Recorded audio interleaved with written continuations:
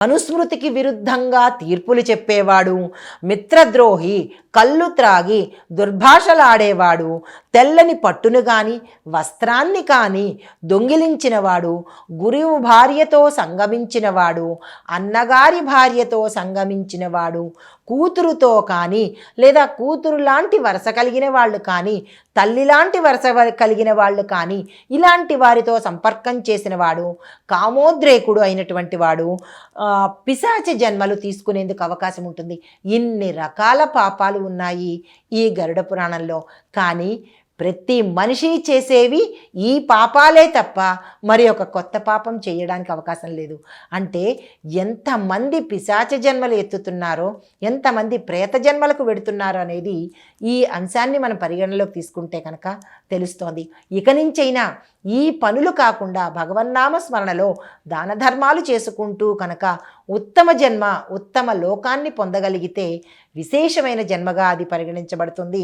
సాక్షాత్తు శ్రీమన్నారాయణుడి చెంతకు వెళ్ళడానికి అవుతుంది. అయితే గరుత్మంతుడు ఏమని చెప్తున్నాడంటే, మహావిష్ణువు గరుత్మంతుడికి, ఓ గరుత్మంతుడా, బ్రాహ్మణుడు మృతి చెందినవాడైతే కనుక వానికి బ్రాహ్మణుడే కర్మకాండలు చెయ్యాలి, అట్లే శూద్రుడు మరణిస్తే కనుక శూద్రుడే కర్మకాండలు చెయ్యాలి. అలాగే బ్రాహ్మణుడి యొక్క అగ్ని సంస్కారానికి పిడకలు, అగ్ని, ఎండు పుల్లలు, బియ్యం వంటివి శూద్రులు తీసుకువెళ్ళరాదు ఆ బ్రాహ్మణుడు మృతదేహాన్ని తగలబెట్టడానికి. అయితే అలాగే శూద్రుడు గతిస్తే మిత్రత్వం చేతనైనా కానీ అతడి సంస్కారాల నిమిత్తము బ్రాహ్మణుడు ఈ ద్రవ్యాలను తీసుకెళ్ళి ఇవ్వకూడదంట.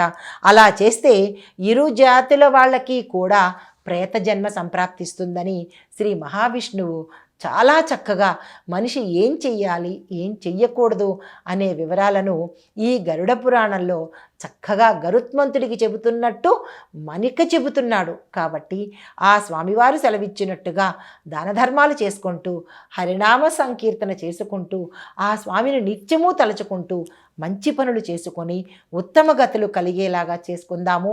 మానవ జన్మని మహోన్నతమైనటువంటి ఈ మానవ జన్మని, ఉత్కృష్టమైనటువంటి మానవ జన్మని నికృష్టంగా బతకడం కాకుండా మహోన్నతంగా బతకాలి, బతుకుదాము, ఆ శ్రీమన్నారాయణుడి ఆశీస్సులు పొందుదాము అని మనసారా కోరుకుంటూ హరి ఓం.